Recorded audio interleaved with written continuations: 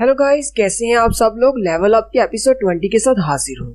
अभी तक जिसने मेरे चैनल को सब्सक्राइब नहीं किया, चैनल को सब्सक्राइब कर दें, वीडियो को लाइक और शेयर कर दें, शुक्रिया।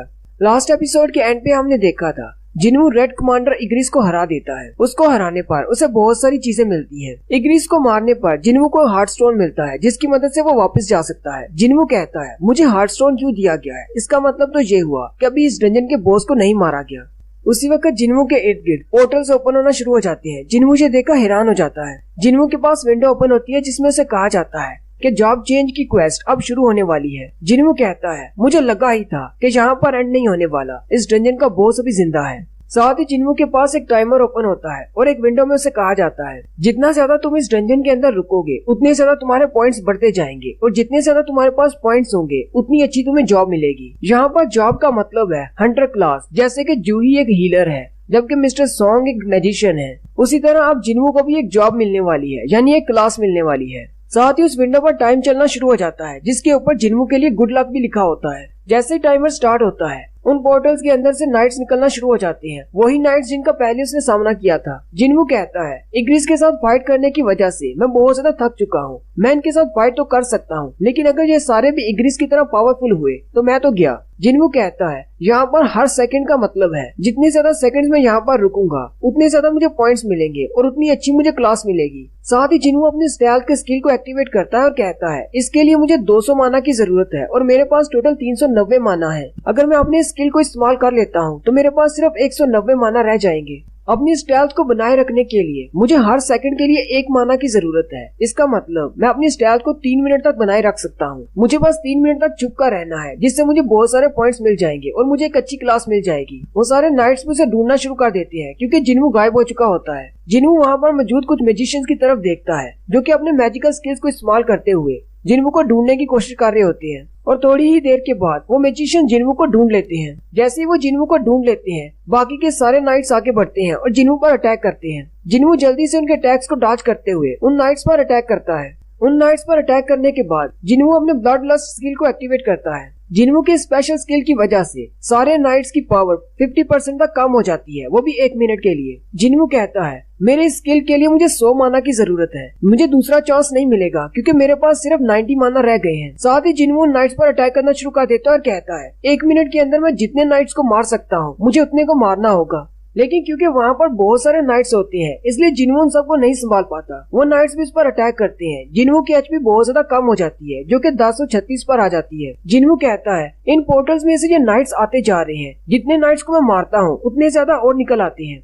जिन्हू कहता है मैंने इस सब को बहुत ही लाइटली लिया, मैंने अपने स्टेल्थ मोड को जल्दी एक्टिवेट कर लिया। अब मेरे पास जरा भी माना नहीं बचा, अब मैं अपने किसी भी स्पेशल स्किल को एक्टिवेट नहीं कर पाऊंगा। क्या मुझे हार्ट स्टोन को इस्तेमाल करते हुए इस डंजन से बाहर चले जाना चाहिए? मुझे नहीं पता कि जॉब मिलने के बाद मुझे कौन से स्किल्स मिलेंगे, लेकिन एक बात का मुझे पता है कि मैं इन सारे नाइट्स का सामना नहीं कर सकता, ये तो बहुत ज्यादा पावरफुल है। साथ ही वो अपनी टाइम विंडो की तरफ देखता है। वो कहता है 5 मिनट हो चुके हैं, इसका मतलब मुझे काफी सारे पॉइंट्स मिलेंगे, लेकिन मैं इनका सामना नहीं कर सकता, मुझे यहाँ जल्दी से निकलना होगा। वो अपने हार्ट स्टोन को हाथ में पकड़ता है और वहाँ से निकलने के लिए रेडी होता है, लेकिन उसी वक्त एक नाइट अपने हथौड़े से उस पर अटैक करता है जिसकी वजह से उसका हार्ट स्टोन नीचे गिर जाता है। साथ ही जिन्हू भी काफी ज्यादा जख्मी हो जाता है और जमीन पर गिर जाता है। वो नाइट्स उसे मारने के लिए आगे की तरफ बढ़ते हैं। जिन्हू फिर से उठकर खड़ा हो जाता है और कहता है अब तो मैं वापस भी नहीं जा सकता, मैं यहाँ पर नहीं मर सकता, मुझे इन सब से फाइट करना होगी। जिन्हू जल्दी से ऊपर की तरफ जंप करता है और उन नाइट से फाइट करना शुरू कर देता है। जिन्हू कहता है मुझे पता है कि सबसे वीकेस्ट हंटर होना कैसा होता है, मुझे इस दुख का एहसास है क्योंकि मैंने काफी अरसे तक जो लोगों की बातें सुनी है, लोग कहते थे कि मैं सबसे कमजोर तरीन हंटर हूँ। साथ साथ जिन्हू उन सारे नाइट्स को मारता जा रहा होता है और साथ साथ अपनी स्टोरी भी बता रहा होता है। जिन्हू पहले दिन की बात भी बताता है जहाँ पर मिस्टर किम और मिस्टर बैक दोनों बातें कर रहे होते हैं।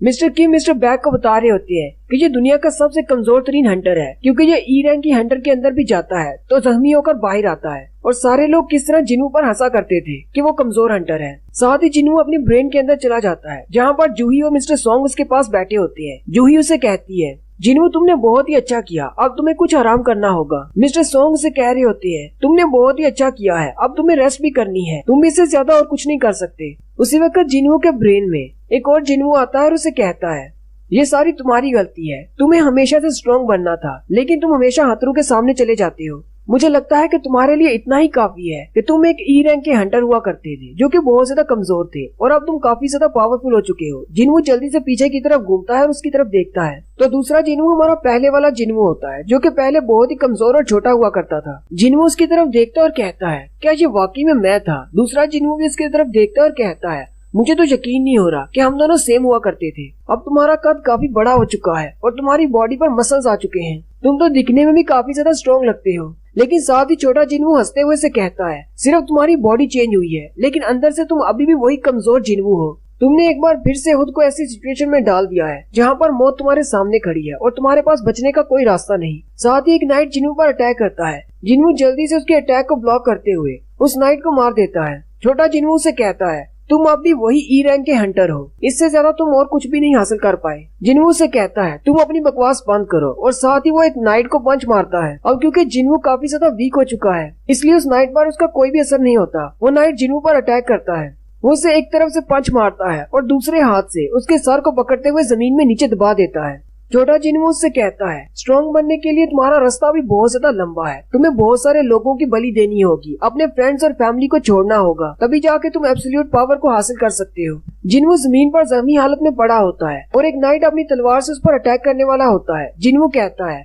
बिल्कुल वही सीन है जैसा कि उस डबल एयर डंजन में था। लेकिन उस दिन इसके बाद क्या हुआ मुझे कुछ भी याद नहीं। उसी वक्त जिन्हू के पास डेली क्वेस्ट की विंडो ओपन होती है जिसमें नीचे उसका टाइमर चल रहा होता है और उसे कहा जाता है कि तुमने अपनी डेली क्वेस्ट को पूरा नहीं किया, तुम्हारा टाइम खत्म होने वाला है, इसलिए तुम्हें पेनल्टी दी जाएगी। और साथ ही उसका टाइमर 8, 6, 5 यहाँ तक पहुँच जाता है। छोटा जिन्हू बड़े जिन्हू से कहता है, मैंने सुना है कि किस्मत भी एक स्किल है जो कि हर किसी के पास नहीं होती।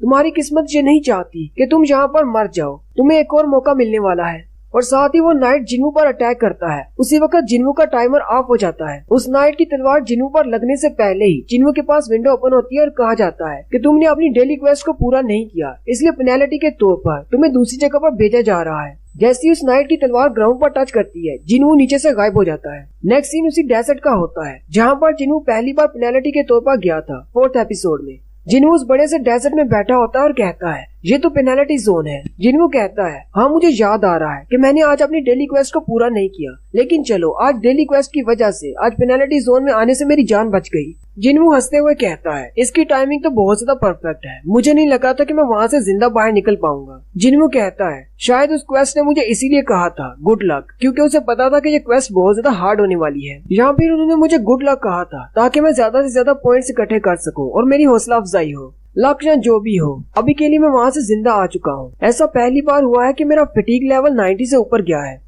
जिन्हू अपने पास स्टोर ओपन करता है और अपने गोल्ड के बदले में कुछ पोशंस खरीदता है जिससे वो अपनी फटीग को कम कर सकता है। जिन्हू उनमें से कुछ पोशंस को खरीद कर पी लेता है और कहता है, इससे मेरी फटीग तो कम हो जाएगी लेकिन मेरी हेल्थ रिस्टोर नहीं हो रही। इसका मतलब ये पोशंस हेल्थ पर काम नहीं करते। जिन्हू कहता है, पता नहीं डंजन के अंदर का क्या हिसाब है, लेकिन मुझे लगता है कि यह पेनल्टी जोन में मैं मॉन्स्टर्स को मारकर लेवल अप हो सकता हूँ जिससे मेरी एचपी बढ़ेगी और मेरी हेल्थ रिस्टोर हो सकती है। साथ ही जिन्हू सामने रेत की तरफ देखता है तो रेत में से वही सेंटीपीड मॉन्स्टर्स निकल रहे होते हैं। जिन्हू कहता है, मेरा सवाल अभी भी यही है, क्या यहाँ के मॉन्स्टर्स को मारने पर मैं लेवल अप होगा या नहीं? और साथ ही उसके सामने बड़े बड़े सेंटीपीड मॉन्स्टर्स निकल आते हैं। जिन्हू अपना डैगर निकाल लेता है और उन सेंटीपीड मॉन्स्टर्स को मारना शुरू कर देता है। क्योंकि ये सेंटीपीड मॉन्स्टर इतने ज्यादा पावरफुल नहीं है, जिन्हू की पावर उनसे ज्यादा है। अगले 4 घंटे तक जिन्हू को इसी जगह पर रहना है और इन सारे मॉन्स्टर्स के दरमियान अपने आप को जिंदा रखना है। 4 घंटे के बाद उसकी पेनल्टी कंप्लीट हो जाएगी और वो वापस उसी डंजन में चला जाएगा जहाँ से यहाँ पर आया है। नेक्स्ट सीन जिन्हू के अपार्टमेंट का होता है। वहाँ पर रात होती है। जिन्हू की बहन जिन्ना उठती है और कहती है, कितनी रात हो गई है, मेरा भाई अभी तक घर क्यों नहीं आया?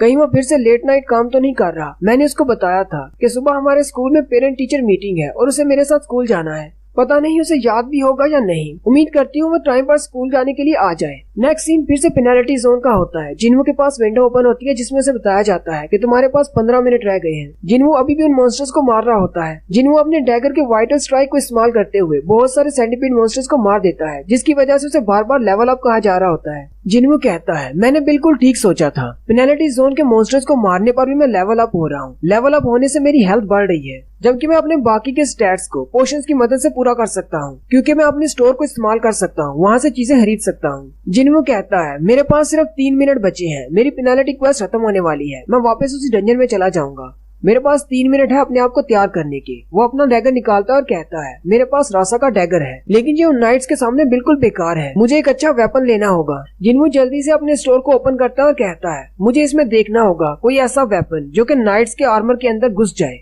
वेपन्स की लिस्ट में सबसे नीचे 2,80,000 गोल्ड में उसे एक नाइट किलर डैगर मिलता है। जिनवू जल्दी से उस डैगर को खरीद लेता है और कहता है ये है तो थोड़ा महंगा, लेकिन ये काम का है। जिनवू उस डैगर को हाथ में पकड़ लेता है और कहता है इसके साथ अब मेरी फाइट बहुत ज्यादा डिफरेंट होने वाली है। साथ ही जिनवू अपने स्टोर से एक बैंडेज खरीदता है और उस वेपन को अपने हाथ में बांध लेता है। जिनवू कहता है इग्रिस के साथ फाइट के दौरान मैंने अपने डैगर को खो दिया था। मैं नहीं चाहता कि नाइट्स के साथ फाइट के दौरान भी मेरा डैगर मेरे हाथ से छूट जाए। साथ ही जिनवू इग्रिस के पास से मिलने वाले उस स्पेशल स्किल वाले रून को निकालता है जिसका नाम डोमिनेटेड टच होता है। जिनवू कहता है पता नहीं इससे मुझे कौन सा स्किल मिलेगा। लास्ट टाइम मुझे टाइशिक से इसी तरह का एक रैलिक मिला था, उसको तोड़ने पर मुझे स्टेल्थ मिली थी। पता नहीं इसको तोड़ने पर मुझे कौन सी स्पेशल एबिलिटी मिलेगी। जिनवू जल्दी से उस रैलिक को तोड़ देता है। साथ ही उसके पास विंडो ओपन होती है और कहा जाता है कि तुमने डोमिनेटेड टच को सीख लिया है। ये एक ऐसा स्किल है जिसके लिए उसे माना की एनर्जी की जरूरत नहीं, एक ऐसी एबिलिटी जिसकी मदद से वो किसी भी चीज को बिना टच किए अपने पास बुला सकता है।